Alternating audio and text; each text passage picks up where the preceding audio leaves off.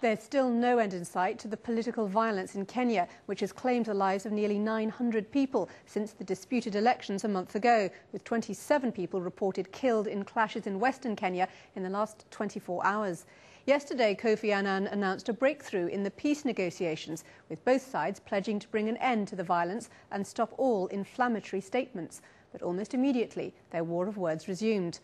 With roads blocked, our international editor, Lindsey Hilsum, travelled by air to the worst-hit towns of Sotik and Kisii, where peace looks a distant prospect. The villages are burning. The people have fled. Along Kenya's Rift Valley, signs that this conflict is far from over. In the last 48 hours, it's moved to the Kisii area, about 100 miles west of Nairobi. We flew over the tea plantations to a village called Sotik, towards a clearing where we saw a police helicopter. We'd heard there'd been fighting around here between the Kisii people and the Kalenjin, especially the sub-tribe, the Kipsigis. We could see hundreds of people, men running. They were going up the road. They were hiding in the tea. They were armed men, warriors. The helicopter landed. They watched us. As we got out, we couldn't believe what we were seeing and hearing. Above the rotary blades, war cries. Thousands surrounded us. Some were only boys, some were older. Kipsigis warriors with bows and arrows, sticks, machetes, axes, clubs, spears. They weren't threatening us, they were smiling. But they wanted to show their strength. One of the commanders was trying to keep control, to hold the crowd back. We've just landed here amongst the Kipsigis people. In Nairobi, the politicians are talking, but here they're clearly ready to fight.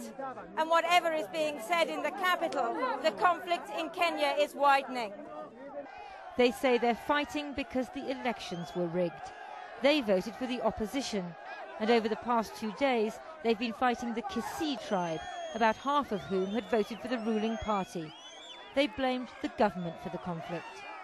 A lot of people here are having weapons and they are fighting each other out of something which can be, which the government is able to protect. So we are even compelling the international bodies to come in our aid. We are even asking the UN to bring the soldiers, the UN soldiers to Kenya, because the situation in the ground is very bad news.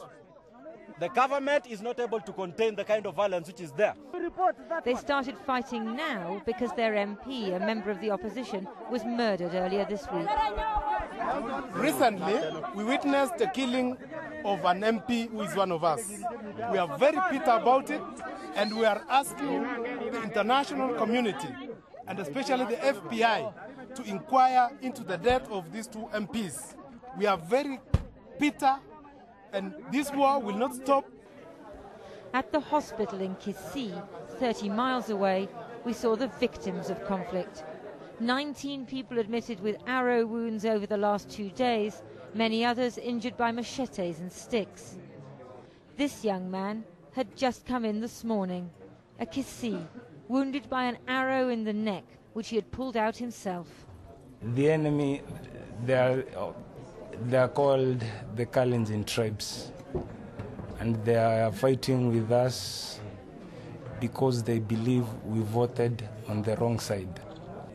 The injured people said there weren't enough police on the ground. They feel unprotected and blame the government for doing nothing. The irony is that many of these people also voted for the opposition, but that's being lost as political strife turns to ethnic conflict. As we lifted off from Sotik, the Kipsigis warriors moved away to avoid the helicopter downdraft. Back to the tea plantations, or maybe back to the boundary with the Kisii people to burn villages and fight, bringing chaos and despair to Kenya. Lindsey Hilsum, Channel 4 News, Sotik. And the cameraman working with Lindsey there was Soren Monk.